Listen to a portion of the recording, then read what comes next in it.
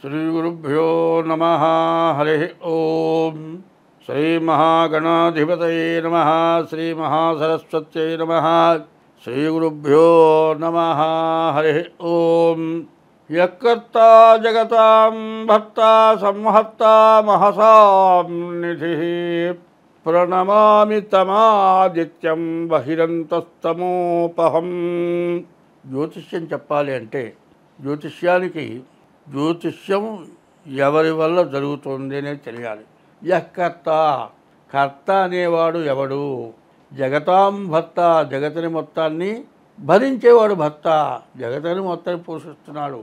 యఃకర్త జగతాం భర్త, సంహర్త అందరినీ సంరక్షించేవాడు సంహర్త, మహసాం నిధి ప్రపంచం మొత్తానికి అవసరమైనవన్నీ కూడా ఇచ్చి దాచి మనం గనక ఒక నెలకో సంవత్సరానికో బియ్యము పప్పు ఉప్పు చింతపండు అన్నిట్లా చేకూర్చి పెట్టుకుంటామో ఈ ప్రపంచమందు ఉన్నటువంటి జీవరాశులు 84 లక్షల జీవరాశులు ఉన్నాయి. వీటన్నిటికీ తగిన ఆహారాన్ని ఇచ్చేటువంటి వాడు యఃకర్త జగతాం భర్త సంహర్త మహసాం నిధి, నిధి లాంటి వాడు. ప్రణమామి తమాదిత్యం, నమస్కారం చేస్తున్నా. నేను ఈ జ్యోతిష్యం చెప్పడానికి నాకు ఆ వాక్కునివ్వమని ఆయన్ని ప్రార్థించి ఇప్పుడు 2025 సంవత్సరం మే నెల 6వ రాశి కన్యారాశి ఫలితాలు. కన్యా మిథునయోర్ బుధ. ఈ రాశికి వచ్చేప్పటికి 2 గ్రహాలు, కుజుడు రాహువు. ఈ 2 గ్రహాలు తప్పితే ఏ గ్రహాలు పూర్తిగా బాగాలేవు. ఇంత కష్టం రావటానికి కారణం ఏమిటి అనేది తెలుసుకోవాలి. ఇట్లా ఈ కన్యారాశికి ఇంత సమస్య రావడానికి కారణం ఏమిటంటే నీకున్నటువంటి పూర్వజన్మ కానీ ఈ జన్మ కానీ నిన్ను కన్నవాళ్ళు కానీ చేసిన పాపాల వల్లే ఇట్లాంటి సమస్యలు పూర్తిగా వస్తాయి. దీనిని బాగా గుర్తుపెట్టుకోవాలి. ఈ రాశి వాళ్ళకి జీవితంలో ఇల్లు కొనలేము అనుకున్న వాళ్ళు కొనగలుగుతారు. ఈ టైంలో జీవితంలో వ్యవసాయ భూమి కొనుక్కోలేము అనుకున్న వాళ్ళు కొనుక్కోగలుగుతారు. ఎన్ని సంవత్సరాలు డబ్బులు రెడీగా పెట్టుకొని తగిన ఇల్లు తగిన పొలము దొరక్క డబ్బులు ఖర్చు అయిపోయిన వాళ్ళు కూడా ఉన్నారు. కానీ ఇప్పుడు మీరు కొనడానికి మంచి సమయం వచ్చింది. కానీ ఈ టైంలో మీ దగ్గర డబ్బులు లేవు. అప్పు చేసుకున్నా అప్పు తీరుతుంది. అప్పు తీరడమే కాదు, నీవు కొన్న ఆస్తి 4 రెట్లు పెరుగుతుంది. కానీ ఇది మంచి టైం అందామా చెడు టైం అందామా? మంచి టైమే. కానీ కొనాలి అంటే చాలా కష్టపడాలి. ఎంతో కష్టపడి ప్రతివాడిని అడిగి అప్పు తెచ్చుకొని కొంటే తిన్ని కూడా కష్టపడి బాకీ తీర్చాల్సి వస్తుంది. అయితే బాగుండదు ఏమిటి? కష్టపడటమే బాగుండండి. మళ్ళీ జీవితంలో రానిది ఇల్లు పొలమో వచ్చింది. జీవితానికి ఒక మార్గం చూపించేది. 100 రూపాయలు నెలగా సంపాదిస్తే 30 రూపాయలనే శాశ్వతంగా ఉండేది ఆస్తి. కాబట్టి ఈ టైము మంచి టైము. ఈ మంచి టైము సద్వినియోగం కావాలి అంటే ముందుగా మీ జాతకం చూపించుకోండి. మీ జాతక రీత్యా తెలుసుకోండి. మీ డేట్ ఆఫ్ బర్త్ లేకపోతే హస్త సాముద్రిక ద్వారా మీ జాతకం చూపించుకోండి. అయితే ఒక్కటి ముఖ్యంగా చెబుతూ ఉన్నా, ఒక వ్యక్తి 60 సంవత్సరాల దాకా పుట్టేటప్పుడు దరిద్రపు ఇంట్లో పుట్టాడు.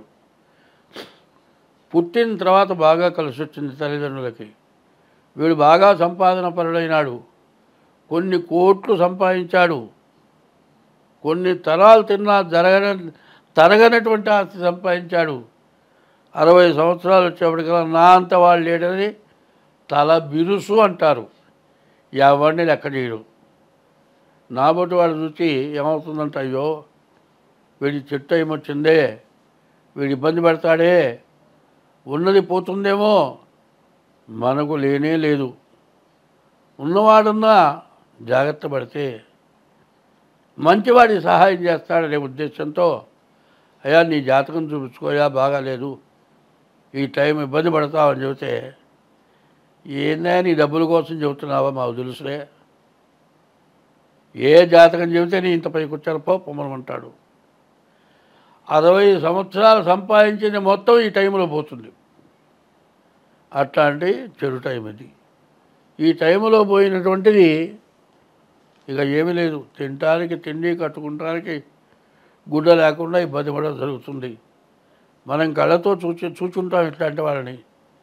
మొట్టమొదట ఏమీ లేకుండా ఉండి తర్వాత బాగా సంపాదించుకొని బాగా పైకొచ్చి మధ్యలో మొత్తం పోగొట్టుకొని పుట్టేటప్పటికంటే హీనం అనుభవించిన వాళ్ళు చాలామంది ఉన్నారు. మంచి చెడు అనేది తెలుసుకోవడం చాలా అవసరం. మంచి చెడు అనేది తెలుసుకొని ప్రవర్తించడం ఇంకా అవసరం. ఇట్లాంటి టైంలో మంచో చెడో చెప్పిన వాళ్ళ మాట వింటాం ఇంకా అంతకంటే అవసరం. కాబట్టి ఈ టైంలో మీ డేట్ ఆఫ్ బర్త్ ద్వారా మీ జాతకం చూపించుకోండి. అందులో 2024 నుంచి 2027 వరకు కూడా బాగా చెడు టైము కనబడుతోంది. ఈ టైంలో ఏమాత్రం తేడా వచ్చినా మీరు బాగా ఇబ్బంది పడతారు. కాబట్టి ఈ రాశివాళ్ళు ముందుగా డేట్ ఆఫ్ బర్త్ ద్వారా మీ జాతకం చూపించుకోండి.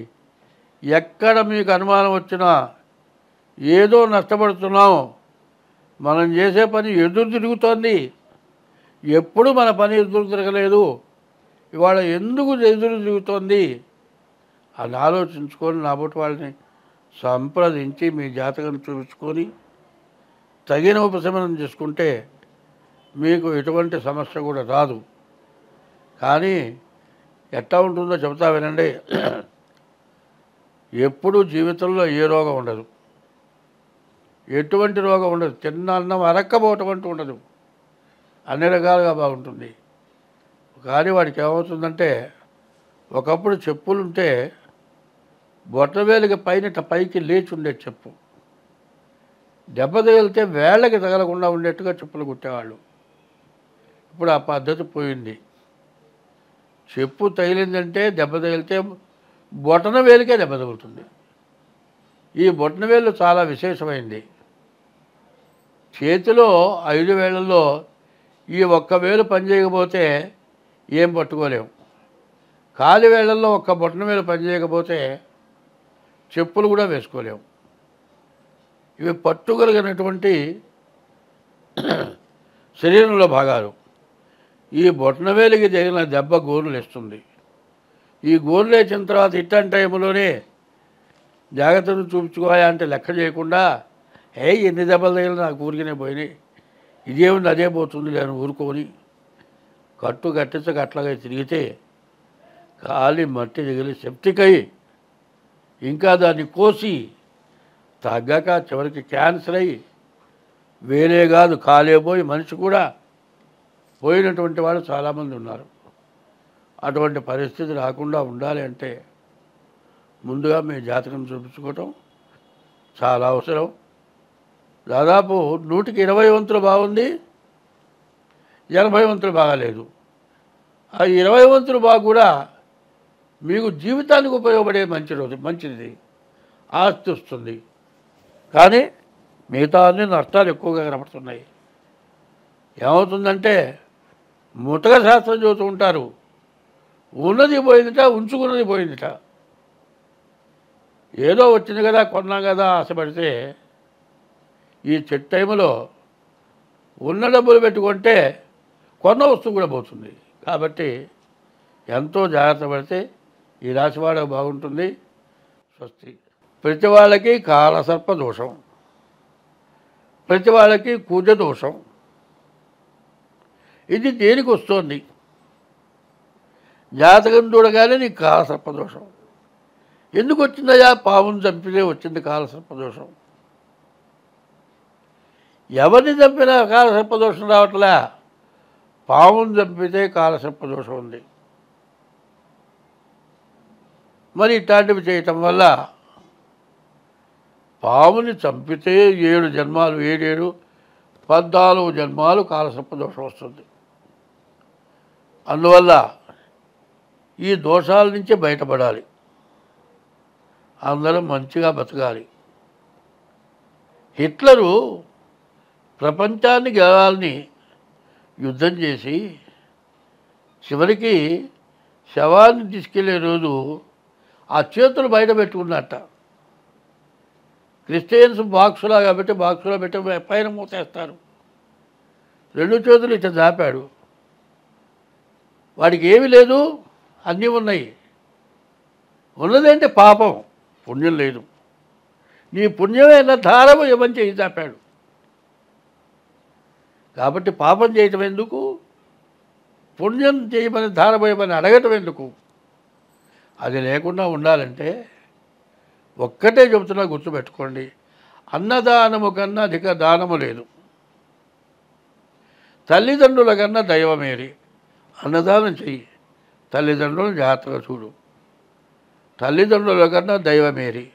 సత్యశీలత కన్నా జగతి తపం మేరి. సత్యం పలకటం. శీలత అంటే ఆడ మనిషి స్త్రీ పురుష వ్యామోహం, మగ మనిషి స్త్రీ వ్యామోహం. ఇది శీలత.